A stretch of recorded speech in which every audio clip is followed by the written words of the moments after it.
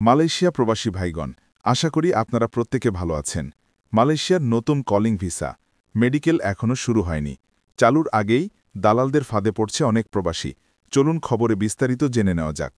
সম্প্রতি সামাজিক যোগাযোগ মাধ্যমে মালয়েশিয়ার নতুন কলিং সুবিধা নিয়ে নানা রকমের পোস্ট ঘুরে বেড়াচ্ছে। এর বেশিরভাগই হচ্ছে দালাল চক্র। সেখানে কেউ কেউ দাবি করছে যে কলিং ভিসা মেডিকেল ইতিমধ্যে শুরু হয়ে গিয়েছে।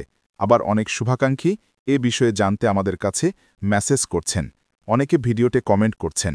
কিন্তু বাস্তবতা হচ্ছে নতুন কলিং ভিসার মেডিকেল কার্যক্রম এখনও শুরু হয়নি এবং নির্দিষ্ট কোনো তারিখ এখনও ঘোষণা করা হয়নি। তবে আপনারা অনেকেই দেখছেন যে কলিং বেলের ব্যাপারে কিন্তু ইতিমধ্যে বেশ কিছু চিঠি দেখা যাচ্ছে। সেগুলো কিন্তু পুরাতন প্রবাসীদের জন্য নতুন কলিং সুবিধা, আর দুইটা কিন্তু ভিন্ন জিনিস। এই বিষয়টা আপনাদেরকে বুঝতে হবে। মালয়েশিয়া কলিং ভিসায় কার্যক্রম নিয়ে বর্তমানে নানা জটিলতা তৈরি হয়েছে। ইতিমধ্যে মালয়েশিয়ায় কর্মী পাঠানোর নামে 11,100 কোটি টাকা আত্মসাতের অভিযোগে 10 জন আসামির বিরুদ্ধে মামলা হয়েছে। এটা বেশিরভাগই রিক্রুটিং এজেন্সি। এই মামলাকে কেন্দ্র করে পুরো সিন্ডিকেট জটিলতার মধ্যে রয়েছে। ফলে এই মামলা নিষ্পত্তি না হওয়া পর্যন্ত কলিং ভিসা কার্যক্রম শুরু হওয়ার সম্ভাবনা খুবই কম। আমি নতুন যেটা বলছি সেটা নতুন কর্মী পাঠানোর ক্ষেত্রে।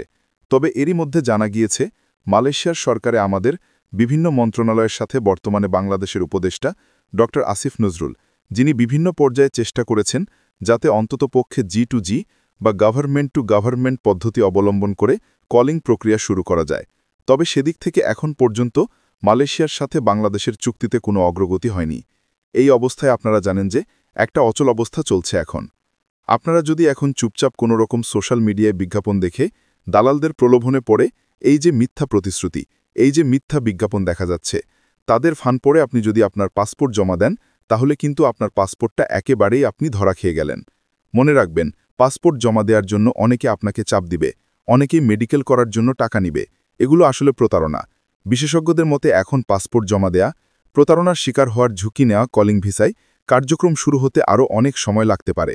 তাই আপনারা যারা বর্তমানে একেবারে অপেক্ষমান অবস্থায় রয়েছেন যে আমাকে যেভাবেই হোক মালয়েশিয়া কলিং বেলে যেতে হবে, মনে রাখবেন আপনি যদি নতুন প্রবাসী হয়ে থাকেন সেক্ষেত্রে আপনাকে কলিং ভিসার জন্য হয়তো আগামী 2020 সালের জানুয়ারি-ফেব্রুয়ারি পর্যন্ত অপেক্ষা করতে হতে পারে। নির্বাচন হয় তাহলে সেটা আরও ন্যূনতম 3 মাস পিছিয়ে যাবে। এটাই হচ্ছে চরম বাস্তবতা। তাই আমরা আশা করব আমাদের প্রবাসীরা আপাতত কেউ টাকা এবং পাসপোর্ট কোনোটাই জমা দিবেন না।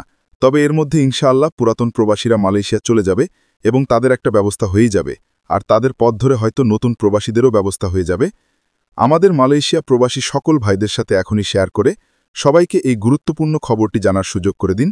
আর আপনি যদি আমাদের এই চ্যানেল দেখেন, অবশ্যই আমাদের চ্যানেলটিকে সাবস্ক্রাইব করুন মালয়েশিয়া সকল গুরুত্বপূর্ণ খবর সবার আগে পাওয়ার জন্য। ধন্যবাদ সবাইকে। আমাদের সকল ভিডিও আপডেট সবার আগে পেতে আমাদের চ্যানেলটিকে সাবস্ক্রাইব করুন, সাবস্ক্রাইব বাটনে ক্লিক করুন এবং বেল আইকনে চাপুন যাতে আমাদের কোনো নতুন ভিডিও আপনি মিস না করুন।